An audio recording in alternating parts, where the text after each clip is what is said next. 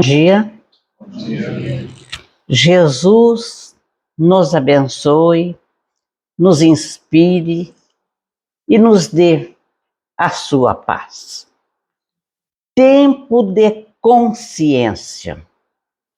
Prefaciando o livro Libertação, do Espírito André Luiz, psicografia de Chico Xavier, o Espírito Emmanuel relata a lenda egípcia do peixinho vermelho. Vamos lê-la. A lenda conta que no centro de formoso jardim havia um lago, adornado de ladrilhos azul turquesa, alimentado por diminuto canal de pedra, e escoava suas águas do outro lado, através de grade muito estreita. Nesse reduto acolhedor, vivia toda uma comunidade de peixes a se comprazerem, gordos e satisfeitos. Ali viviam eles entre a gula e a preguiça. Junto deles, porém, havia um peixinho vermelho menosprezado por todos. Não conseguia pescar a mais leve larva, nem refugiar-se nos nichos barrentos. Os outros peixes, vorazes e gordalhudos, arrebatavam para si todas as formas larvárias e ocupavam displicente todos os lugares consagrados ao descanso. O peixinho vermelho, que nadasse, que sofresse, por isso mesmo era sempre visto em correria constante, perseguido pela canícula ou atormentado de fome. Não encontrando pouso no vastíssimo domicílio, o peixinho vermelho não dispunha de tempo para muito lazer e começou a estudar com bastante interesse. Fez o inventário de todos os ladrilhos que enfeitavam as bordas do poço, arrolou os buracos nele existentes e sabia com precisão onde se reuniria maior massa de lama por ocasião de aguaceiros. Depois de muito tempo, à custa de longas perquirições, encontrou a grade do escoadouro e pensou consigo mesmo: não será melhor pesquisar a vida e conhecer outros rumos? Optou pela mudança. Como era muito magro, pois nunca deixavam larvas para ele, perdeu várias escamas com grande sofrimento, a fim de atravessar a passagem estreitíssima. Avançou otimista pelo rego d'água, encantado com as novas paisagens, ricas de flores e sol que o defrontavam, e seguiu, embriagado de esperança. Em breve tempo, alcançou grande rio e fez inúmeros conhecimentos. Encontrou peixes de famílias diferentes que com ele simpatizaram, alertando-o quanto aos perigos do caminho e mostrando-lhe um roteiro mais fácil. Encantado, observou nas margens do rio homens e animais, embarcações e pontes, palácios e veículos, cabanas e arvoredo. Habituado com o pouco, vivia com extrema simplicidade, jamais perdendo a leveza e a agilidade naturais. Conseguiu, desse modo, atingir o oceano ébrio de novidade e sedento de estudos. De início, porém, fascinado pela paixão de observar, aproximou-se de uma baleia, mais que devia, e foi tragado por ela. Em apuros, o peixinho vermelho, aflito, orou ao Deus dos peixes, rogando proteção no bojo do monstro. Sua prece foi ouvida porque a valente baleia começou a soluçar e vomitou, devolvendo-o às correntes marinhas. O peixinho vermelho, agradecido e feliz, procurou companheiros simpáticos e aprendeu com eles a evitar perigos e tentações. Descobriu a existência de muitos peixinhos estudiosos e magrinhos quanto ele, e junto deles se sentia maravilhosamente feliz. Vivia agora, sorridente e calmo, no palácio de coral que elegera com centenas de amigos para residir. Conversando um dia com os outros peixinhos amigos, descobriu que somente no mar as criaturas aquáticas dispunham de mais sólida garantia, de vez que, quando o estio se fizesse mais arrasador, as águas de outra altitude continuariam a correr para o oceano. O peixinho vermelho pensou, e sentindo imensa compaixão daqueles amigos com quem convivera na infância, deliberou consagrar-se à obra do progresso e à salvação deles. Decidiu regressar e anunciar-lhes a verdade. Fortalecido pela generosidade de irmãos benfeitores que com ele viviam no Palácio de Coral, empreendeu comprida viagem de volta. Tornou ao rio, do rio dirigiu-se aos regatos, e dos regatos se encaminhou para os canaizinhos, que o levaria ao primitivo lar. Esbelto, satisfeito, como sempre, pela vida de estudo e serviço a que se devotara, varou a grade e procurou ansiosamente os velhos companheiros.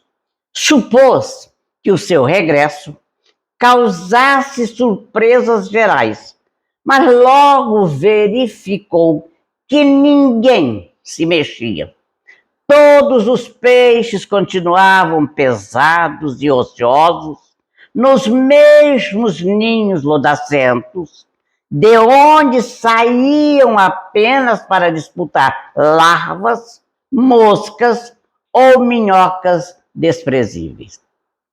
Gritou que voltara à casa, mas não houve quem lhe prestasse atenção, porquanto ninguém ali havia dado pela ausência dele. O peixinho vermelho, desprezado, mesmo assim, aproveitando a oportunidade de estar ali, esclareceu que havia outro mundo, glorioso e sem fim. Aquele poço era uma insignificância que podia desaparecer de momento para outro. Além do escoadouro próximo, havia outra vida e outra experiência.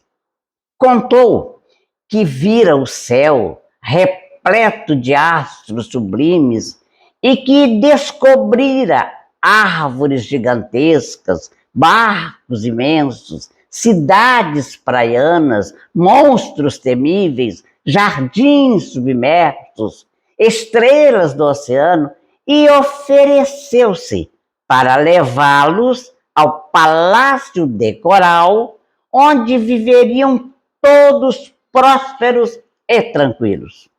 Finalmente, os informou de que semelhante felicidade, porém, tinha igualmente o seu preço. Deveriam todos emagrecer convenientemente, abstendo-se de devorar tanta larva e tanto verme nas locas escuras e aprendendo a trabalhar e estudar tanto quanto necessário para a aventurosa jornada.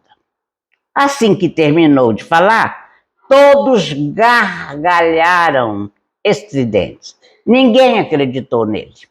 Alguns até disseram que o peixinho vermelho estava delirando. Outra vida, além daquele poço, era francamente impossível. Que aquela história de riachos, rios e oceanos era mera fantasia de cérebro demente. Expulso a golpes de sarcasmo, o peixinho vermelho realizou a viagem de retorno e instalou-se em definitivo no Palácio de Coral, aguardando o tempo. Depois de alguns anos, apareceu pavorosa e devastadora seca. As águas desceram de nível e o poço onde viviam os peixes pachorrentos e vaidosos esvaziou-se, compelindo a comunidade inteira a perecer atolada na lama. O espírito de Emmanuel, ao prefaciar o livro Libertação, compara a lenda egípcia do peixinho vermelho com o trabalho do espírito André Luiz. O esforço do espírito André Luiz, buscando acender luz nas trevas, é semelhante à missão do peixinho vermelho. André Luiz, encantado com as descobertas do caminho infinito, após a morte do corpo físico, descobertas estas realizadas depois de muitos conflitos no sofrimento, muitas dificuldades e desespero, volve aos recôncavos da crosta terrestre, anunciando aos antigos companheiros que, além dos cubículos apertados em que nos movimentamos, resplandece outra vida, muito mais intensa, muito mais bela, exigindo, porém, acurado aprimoramento individual para a travessia da estreita passagem de acesso às claridades da sublimação. Vem até nós, através da mediunidade de Chico Xavier, nos informar, nos orientar, esclarecer e nos alertar, como fez o peixinho vermelho aos amigos da infância. Conta tudo o que passou, que conheceu, descreve detalhadamente tudo que sofreu depois de sua desencarnação, o lugar horrível onde estagiou por 8 anos, todo o seu desespero. Há, contudo, porém, ainda muitos peixes humanos que sorriem de suas narrativas, entre o deboche e a indiferença, procurando locas passageiras ou pleiteando larvas, iludindo-se. esperam um paraíso gratuito, com milagrosos deslumbramentos depois da morte do corpo físico. No entanto, não há milagres. E mesmo sem André Luiz e tantos outros espíritos bondosos e benevolentes que vêm cuidadosamente nos instruir, nos advertir e nos alertar. Para todos caminheiros da vida humana, Jesus, o pastor divino, pronunciou em indeléveis palavras: a cada um será dado conforme as suas obras. Há um conhecido ditado que diz: o mundo abre alas para deixar passar aqueles que sabem para onde vão. É uma grande verdade. Honoré de Balzac escrevia vertiginosamente, empolgado pelo propósito de tornar-se escritor. Morro de tanto trabalhar, declarou ele na agonia da morte. Mas os críticos, que a princípio o ignoraram, em breve tempo reconheceram-lhe os méritos, colocando-o entre os grandes romancistas de todos os tempos. Demóstenes passava dias e dias junto ao mar, discursando, conservando a boca cheia de seixos para vencer a gaguez, e procurava desenvolver a potência da voz, sobrepondo-a ao marulho das ondas, e tornou-se assim o maior orador da antiguidade. Thomas Alva Edison, quando em pesquisa, emendava noites e noites, permitindo-se apenas breves instantes de repouso. Tal insistência permitiu-lhe patentear 1033 invenções, dentre elas o sonógrafo e a lâmpada, que foram suficientes para lhe garantir lugar de destaque na galeria dos gênios, e assim tantos outros. Objetivos alcançados à custa de muito esforço, muito trabalho, muita pesquisa, muito estudo e muita persistência. E um dos grandes males da humanidade é a ausência de objetivos superiores. Estamos estacionados na rotina do dia a dia e temos fortes tendências em preocupar-nos demasiadamente com ninharias e acontecimentos banais. Nos preocupamos demasiadamente com o procedimento dos outros e transformando-nos em doentes crônicos e amigos da maledicência. Não buscamos nos esclarecer com a verdade e a lógica.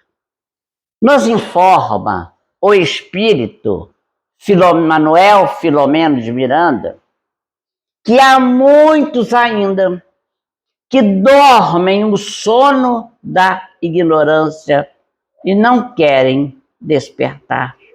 Não despertamos ainda, apesar de tantas provas, para as realidades da vida espiritual, atados no orgulho, no comodismo, no egoísmo, na prepotência, que nos entorpece a visão, permanecemos ligados apenas às ilusões do momento. Meu Deus, que dificuldade! Quanto apego, quanto capricho, quanta indiferença! Há séculos e séculos de lutas, de dores, de provas, de expiações, e pouca coisa mudou dentro dos nossos corações. Começamos a perceber os nossos deveres, nossa necessidade de mudança, mas paramos por aí. Não colocamos em prática. Falta-nos fé, coragem, certeza. Ou apenas só falamos e não fazemos. Estamos, então, mentindo para nós mesmos. A todo instante, a morte ceifa multidões que viajam na direção do mais alto, desequipadas espiritualmente, para o grande encontro com a consciência. Todo isso, todo esse ensinamento é de Manuel Filomeno de Miranda. E muitas vezes a morte anuncia a sua visita. Doenças, acidentes e outros, dando a oportunidade para que o viajor prepare-se para a inevitável jornada. Porque quando todos nascem, já estão ordenados ao seu encontro, devendo estar preparados para o momento que chegará. Aliás, é ela, a grande mensageira da realidade, que vence as fantasias e quimeras, convidando-nos às reflexões profundas do pensamento e do sentimento. Tempo de consciência. Educar os sentimentos, despertar e iluminar o raciocínio sem descuidar dos sentimentos e burilar os sentimentos sem desprezar o raciocínio. Raciocinar para entender e atender os mecanismos das leis divinas. A consciência, sem qualquer dúvida, representa a lei de Deus, íncita no ser, no psiquismo divino da criatura, norteando-nos o passo, auxiliando-nos no discernimento próprio, para melhor cumprirmos com os deveres que nos dizem respeito. Na questão 621 de O Livro dos Espíritos, quando Allan Kardec, o codificador, pergunta aos imortais: onde está escrita a lei de Deus? E a resposta foi concisa e clara: na consciência. Significa dizer que já estão intrinsecamente em nós as leis que regem o universo. Basta descobri-las. Mas para descobri-las, é necessário que mobilizemos as forças criadoras, que dormitam em nosso íntimo. É como a criança, que deve crescer e, espiritualmente falando, é chegado o tempo de aceitarmos os deveres da maioridade e da maturidade. E é exatamente isto que a doutrina espírita nos propõe. A doutrina espírita não veio apenas somente para os espíritas, mas é uma nova proposta para a humanidade. Todas as criaturas podem e devem ser tocadas pela fé racional. A lenda egípcia do peixinho vermelho, relatada pelo Espírito Emmanuel, nos faz pensar que a nossa volta ao mundo espiritual é inevitável. E o Espírito André Luiz vem nos dizer que a maior surpresa após a morte carnal é descobrir que não morremos e que nos colocamos face a face com a própria consciência. Consciência esta que é departamento do espírito. Vem lembrar que a Terra é oficina sagrada e que ninguém a deixará sem conhecer o preço do terrível engano a que submeteu o próprio coração.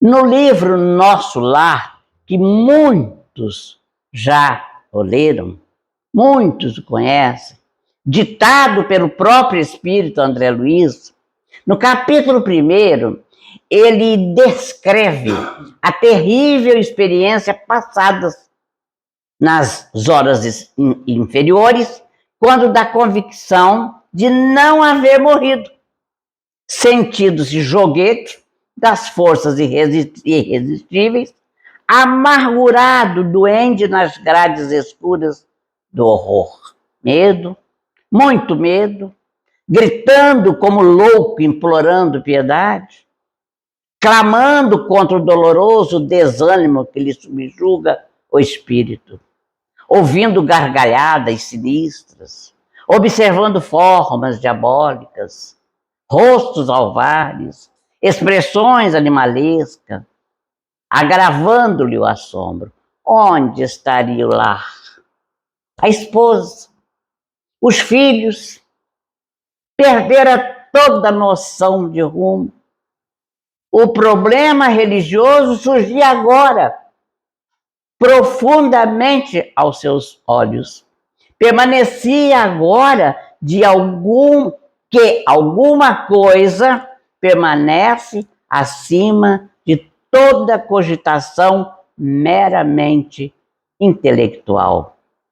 Esse algo é a fé, manifestação divina do homem. Ele percebia tardiamente que, de fato, conhecia as letras do Velho Testamento e muitas vezes folheara o Evangelho e reconhecia que nunca procurara as letras sagradas do Evangelho com a luz do coração. Enfim, diz ele, se sentia como a flor da estufa, não suportando agora o clima das realidades eternas.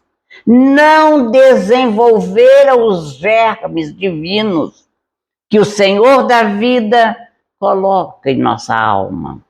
Era justo, pois, que despertasse à maneira de aleijado, restituído ao rio infinito da eternidade, ou como mendigo infeliz, exausto, em pleno deserto, perambulando à mercê de impiedosos tufões.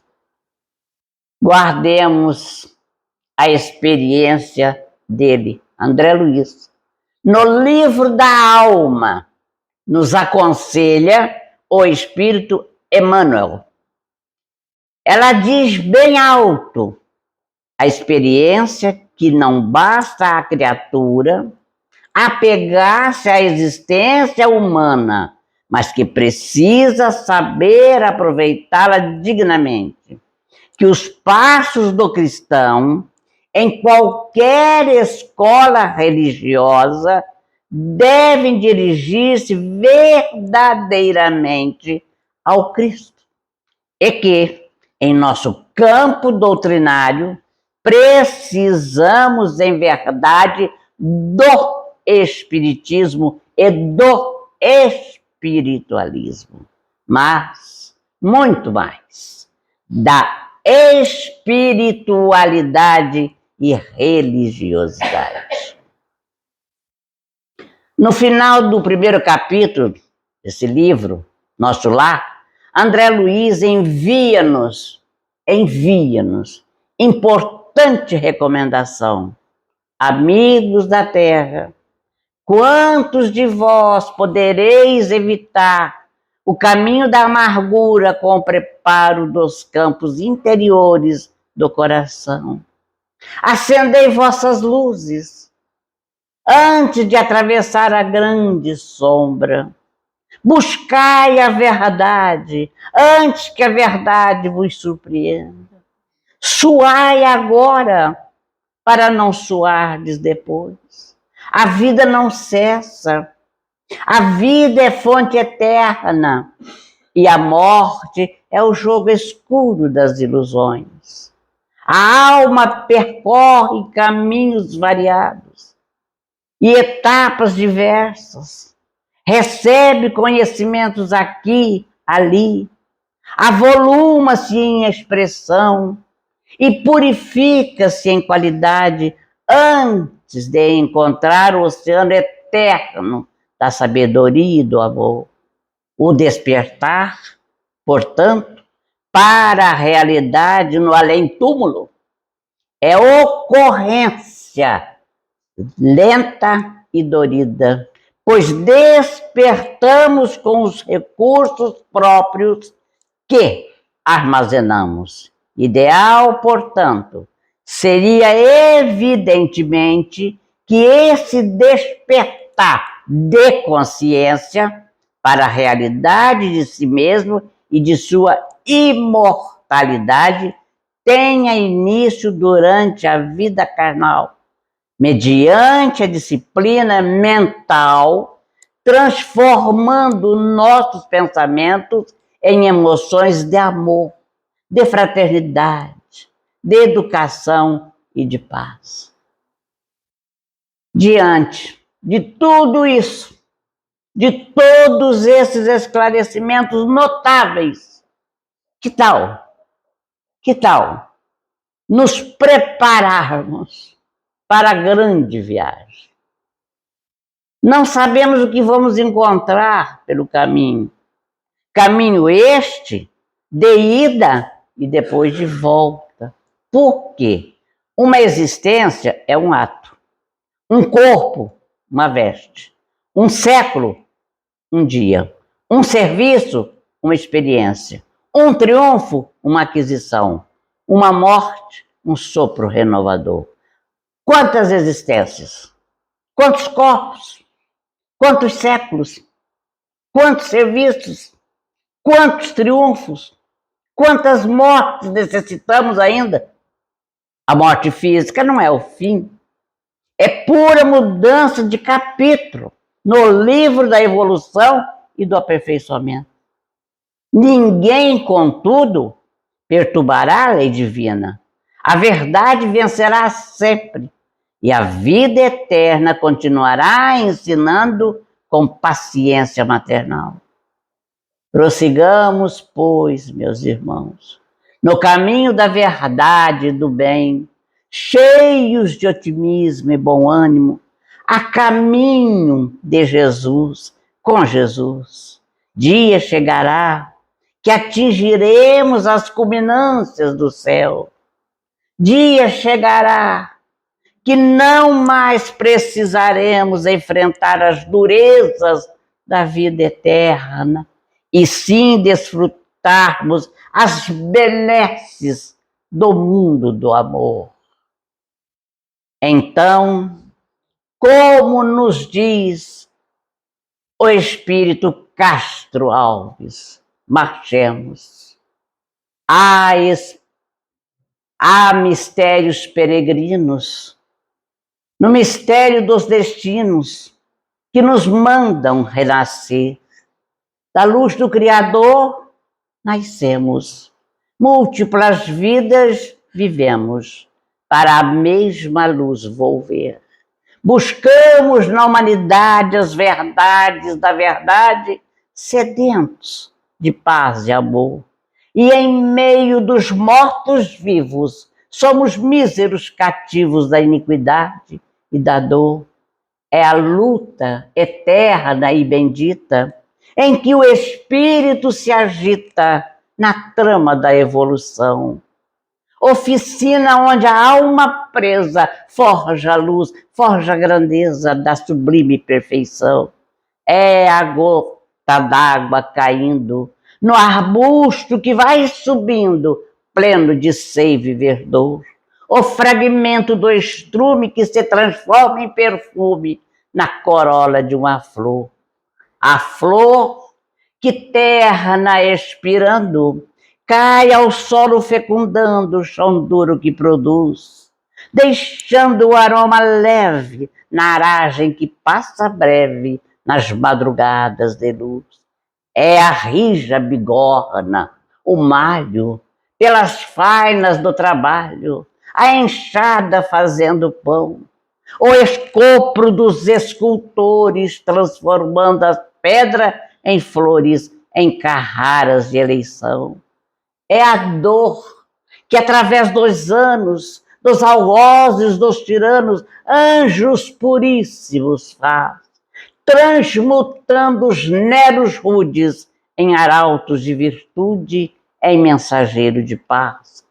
Tudo evolui, tudo sonha, na imortal ânsia risonha do mais subir, mais galgar.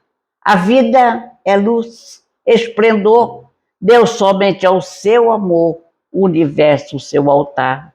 Na terra, às vezes se acendem radiosos faróis que esplendem dentro das trevas mortais.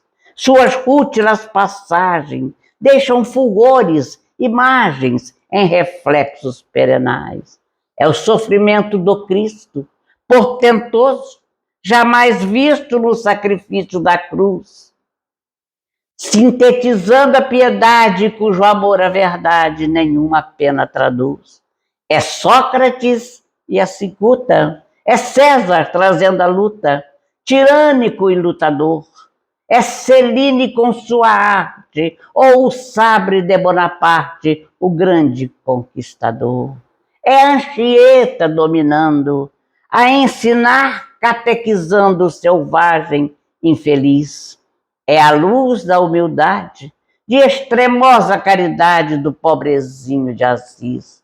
Oh, bendito, quem ensina, quem luta, quem ilumina, quem o bem e a luz semeia nas fainas do evolutir, terá a aventura que anseia nas sendas do progredir.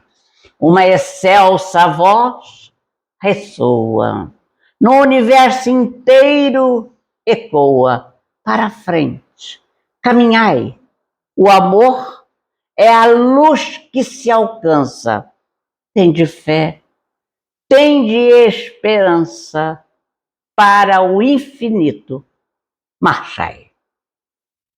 Muito obrigada a todos, muita paz, e Jesus nos abençoe e nos dê muita tranquilidade. Hoje, agora, amanhã e sempre. Assim seja.